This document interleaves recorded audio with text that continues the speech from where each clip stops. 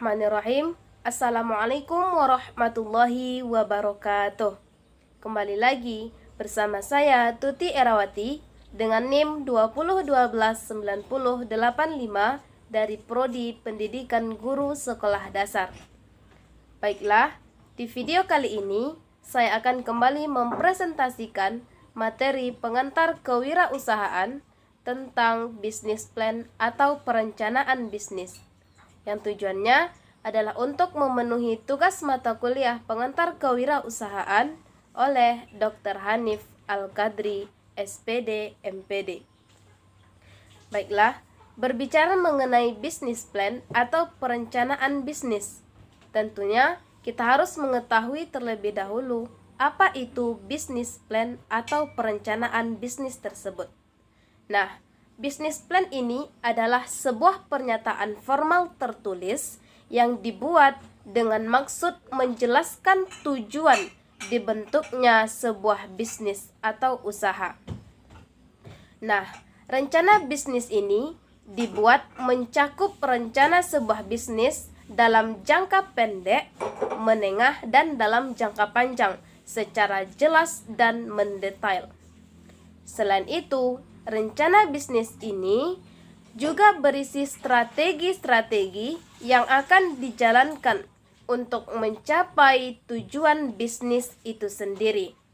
Bukan hanya itu, rencana bisnis atau bisnis plan ini juga berisi tentang latar belakang tim atau organisasi yang bertanggung jawab untuk mencapai tujuan sebuah perusahaan. Nah, sebelum memulai sebuah bisnis ataupun sebuah usaha, tentunya kita memerlukan perencanaan yang matang dan tidak terburu-buru. Karena tanpa perencanaan yang matang, tanpa perencanaan yang jelas, kita tidak dapat mengetahui ke arah mana tujuan bisnis yang akan kita jalankan. Nah, jika sudah begitu, tentunya target yang ingin dicapai saat mendirikan sebuah bisnis akan menjadi mimpi belaka ataupun akan menjadi sia-sia. Nah, ketika kita berencana merealisasikan ide-ide yang ada di kepala kita dalam satu tindakan, realitasnya kita dihadapkan pada beberapa kemungkinan. Kemungkinan yang pertama adalah pekerjaan kita akan berhasil, sehingga kita akan memperoleh keuntungan. Kemungkinan yang kedua, pekerjaan kita akan mengalami kegagalan dan kita harus memikirkan apa rencana selanjutnya. Dalam konteks ini, kita akan mengalami yang namanya kerugian. Nah, seorang pengusaha mencoba untuk melakukan trial and error. Setelah beberapa kali ia menyerah tanpa mencoba ataupun mengevaluasi penyebab kegagalan itu. Nah, sebagian besar masyarakat kita, masyarakat Indonesia, ataupun pengusaha-pengusaha pemula, apabila usaha atau bisnisnya telah mengalami kegagalan satu kali, mereka tidak mencoba mengevaluasi penyebab kegagalan tersebut, tetapi mereka akan berpindah pada bisnis yang lain. Nah, inilah yang menyebabkan sebagian besar masyarakat Indonesia bisnisnya tidak dapat dikembangkan atau tidak dapat berjalan dengan baik. Nah, David Ekbeck pernah menjelaskan bahwa seorang pengusaha yang tidak membuat perencanaan usaha, sebenarnya ia merencanakan kegagalan dalam hidupnya.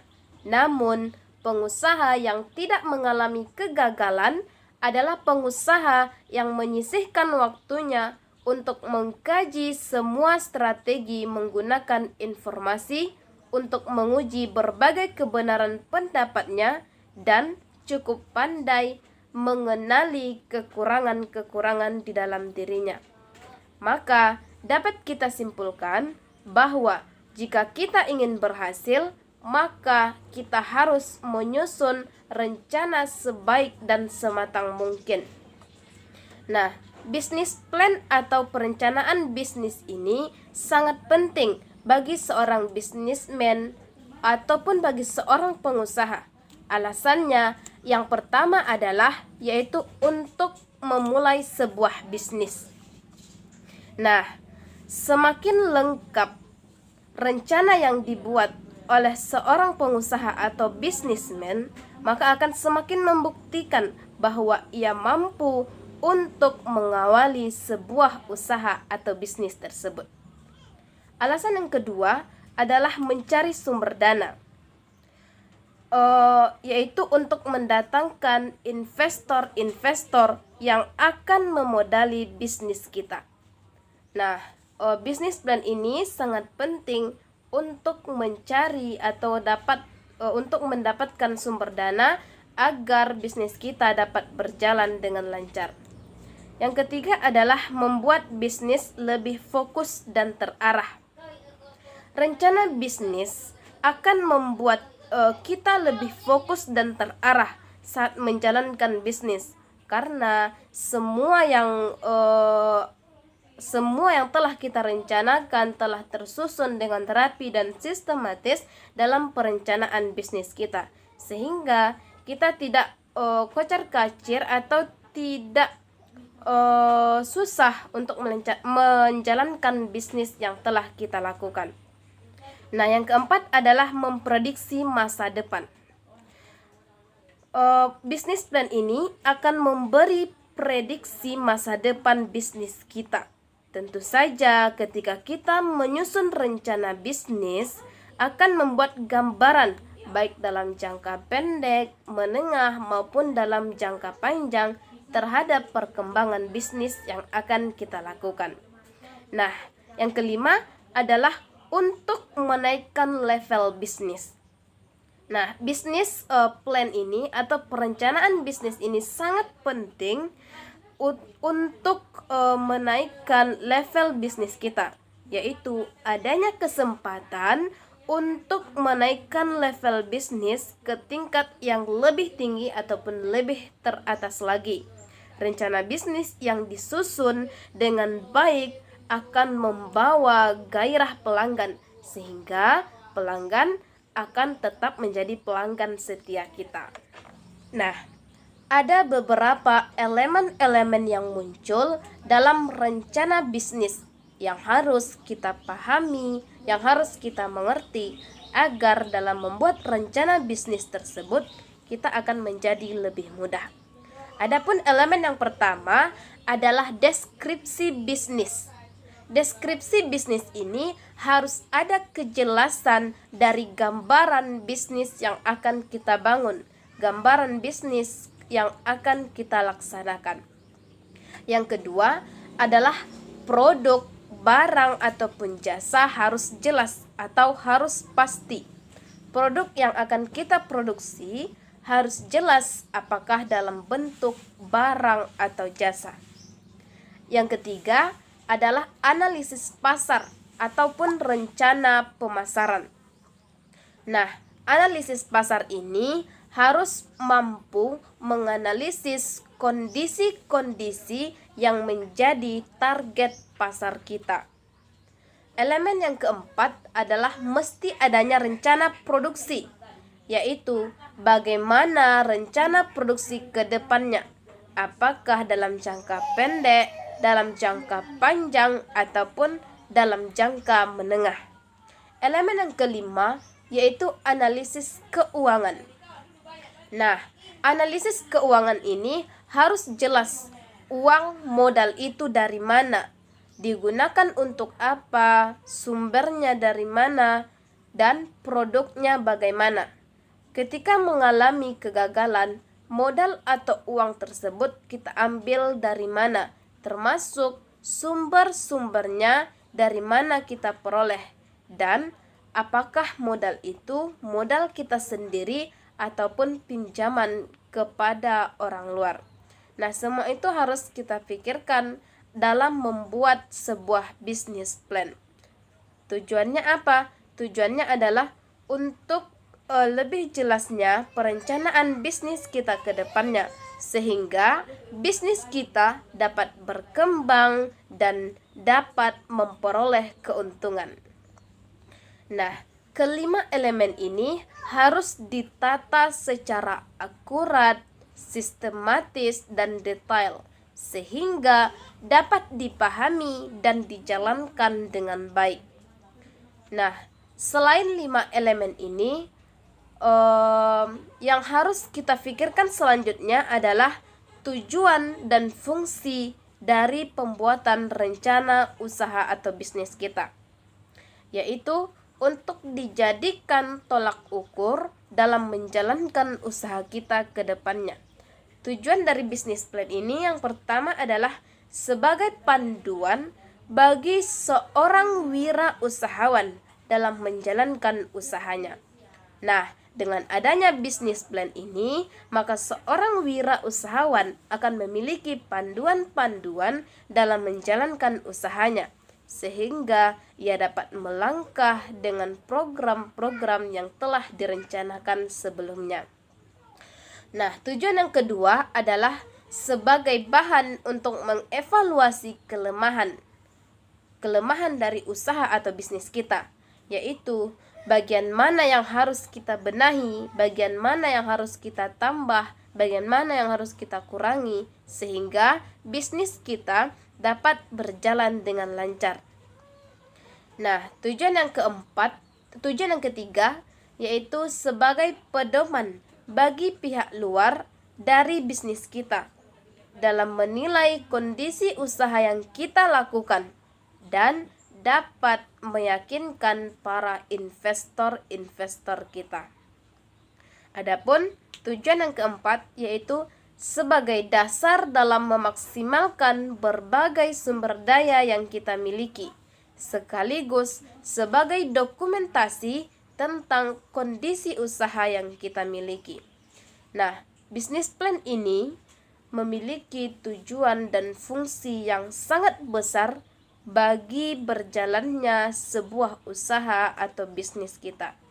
Nah, dengan demikian, bisnis plan ini sangat penting sekali direncanakan semaksimal mungkin agar usaha yang kita lakukan tidak mengalami kegagalan ataupun kerugian.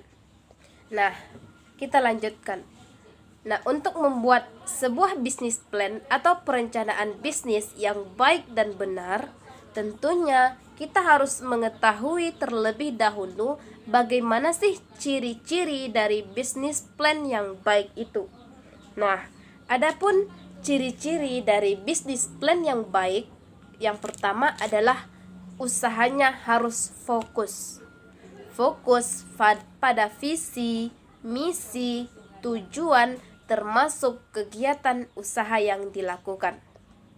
Ciri-ciri yang kedua adalah memiliki rasionalitas dan faktual, yaitu rencananya tersebut harus realitas, harus masuk akal, tidak mengandai-andai terlalu tinggi. Maka harus sesuai fakta atau kehidupan kita yang nyata. Nah, ciri-ciri yang ketiga adalah mempunyai orientasi ke depannya, serta didukung oleh fakta dan data yang lengkap. Nah, ciri-ciri yang keempat yaitu perencanaan usaha itu memang dipersiapkan untuk tindakan yang berkelanjutan, serta mempertimbangkan kondisi dan mampu memprediksi keadaan di masa yang akan datang. Nah, ciri-ciri yang kelima adalah perencanaan usaha harus bersifat profesional, yaitu sederhana, mudah dicerna, mudah dilaksanakan, rinci, jelas, dan bagian per bagian tersebut dapat dipahami dan dimengerti sehingga dapat dilaksanakan dengan mudah. Nah, menurut Yusita, pengelolaan usaha harus disusun berdasarkan bisnis plan. Apa katanya? Yang pertama adalah rencana usaha dikatakan baik ketika dapat dijadikan sebagai alat pengawasan, melakukan pengendalian oleh pengusaha ataupun bisnismen.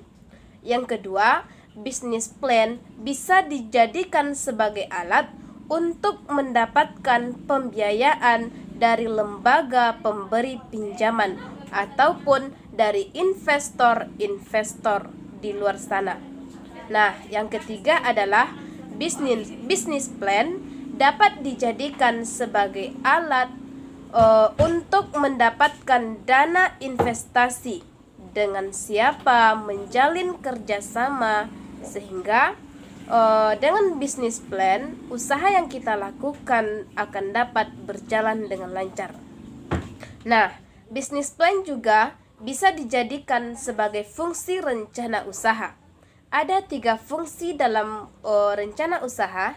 Yang pertama adalah sebagai rencana aksi usaha yang akan dilaksanakan.